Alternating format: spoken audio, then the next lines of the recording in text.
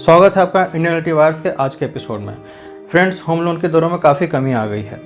Repo rate वाले loan आने के बाद होम लोन जो कभी 8.5 से 10% तक वेरी करते थे, वो अब 7% और उससे भी नीचे आ गए हैं।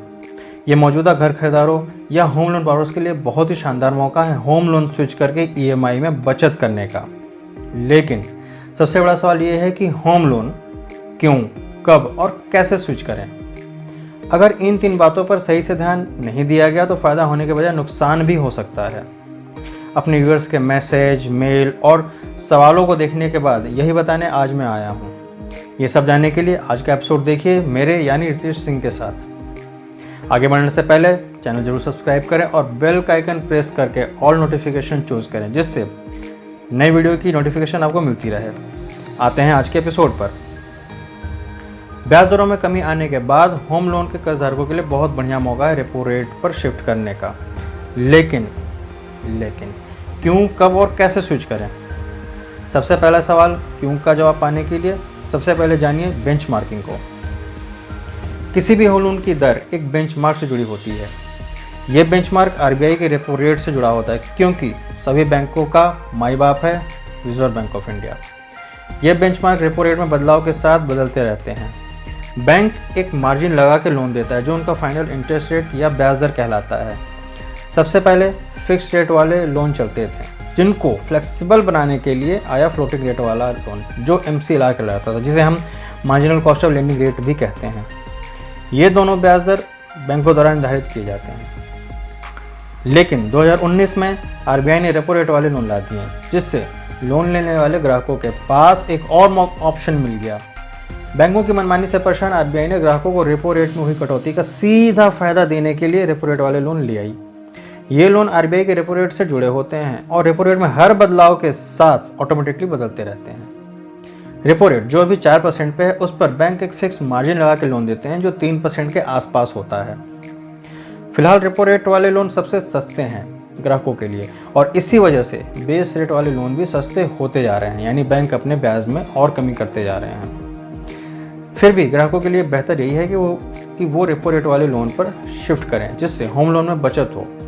एक मोटा मोटी अनुमान लगाएं तो 50 लाख के लोन पर अगर ब्याज दर MCLR यानी 8.5% से रेपो रेट वाले लोन पर शिफ्ट कर दी जाए, यानी कि 7% कर दी जाए, तो 20 साल के लोन पर लगभग 11 लाख रुपए बचाए जा सकते हैं, जो आप इस चार्ट में देख सकते हैं। इसीलिए अगर आप लोन लेने जा रहे हैं तो रेपो रेट वाले लोन लें या फिर रेपो रेट वाले लोन पर स्विच कर लें। अब आता है दूसरा बड़ा सवाल कि लोन कब स्विच करें। जी हाँ, कब स्विच करें, ये क्यों स्विच करें से भी ज़्यादा ज़रूरी है, क्योंकि सारा पेच यहीं फंसा है।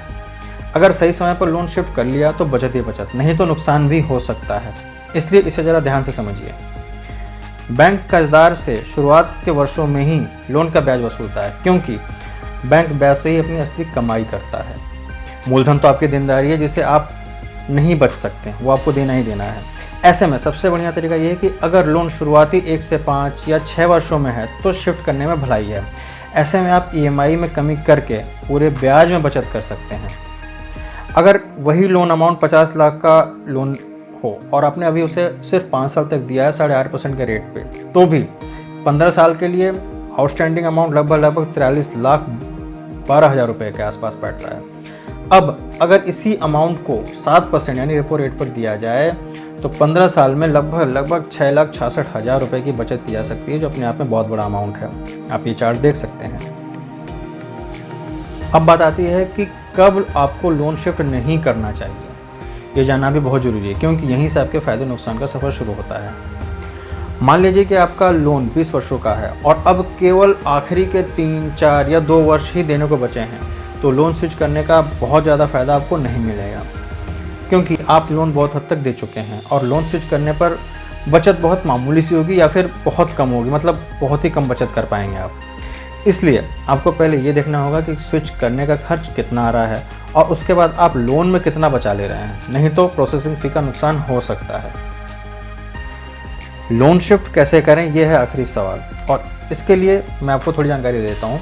इसके लिए एक छोटी सी प्रोसेसिंग फ़ी आपको देनी पड़ेगी विथ GST, जिससे आपका लोन MCLR से या फ्लोटिंग रेट से रेपो रेट पर शिफ्ट हो जाएगा।